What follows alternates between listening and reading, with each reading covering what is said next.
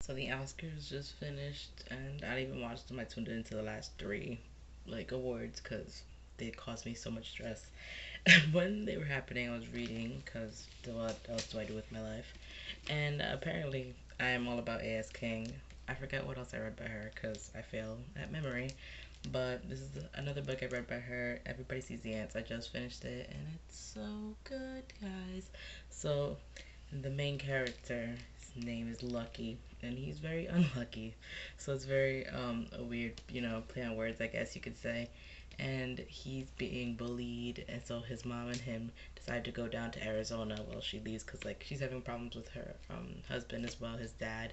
And it's very like A.S. King. She's become like one of my favorite authors because she uses magical realism, I see, in like all of the books that I've read so far. And I just Ask the Passengers was the other one I just read for her. Remembered it by saying magical realism. What up?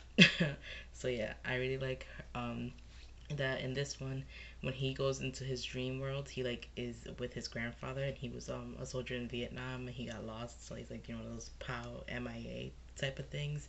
And it's just so good, and it's just very realistic. That's what I like about her characters. They're all very real, and you feel like you they could be like someone that you would have seen in your high school and like would have related to depending on where you were in the hierarchy of things.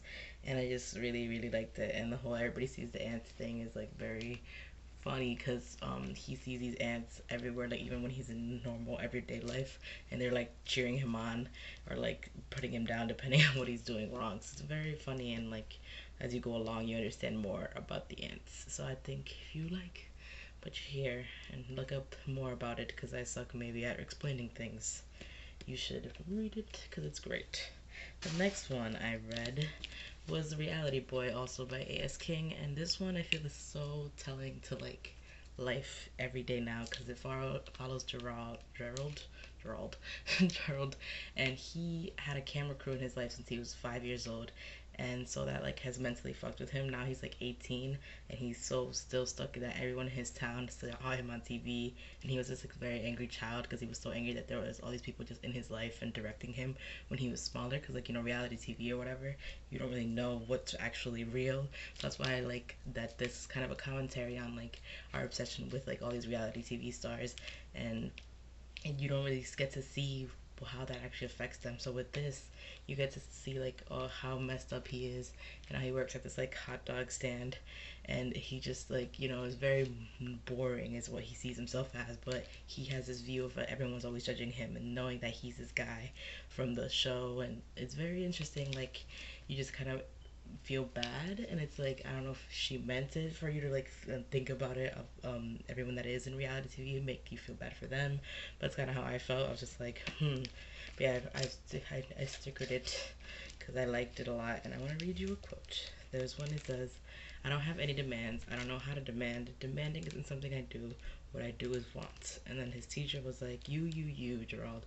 That's all you ever think about. You see yourself through a Gerald lens. What about other people? Can you care about other people without relating it to you?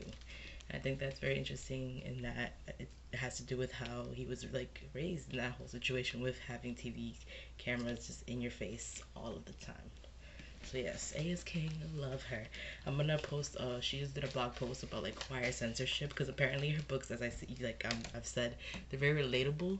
But then they use cuss words. They talk about sex. They talk about like realistic teen things. I feel like things that people can actually go through, especially in this day and age. And she's been censored in a bunch of like libraries. Like some schools won't have her books in their libraries because they think they're too hard for like kids and whatever. So she made a post about it. So I'm gonna link that because I was like, yes, girl, preaching wisdom, because it's just ridiculous. Because I think teens and just anyone in general can read these contemporary young adult books because they're real. They talk about like real life problems. So yes, that's my little rant about A.S. King and my love for her. And I'll talk to you guys very soon. Okay, bye.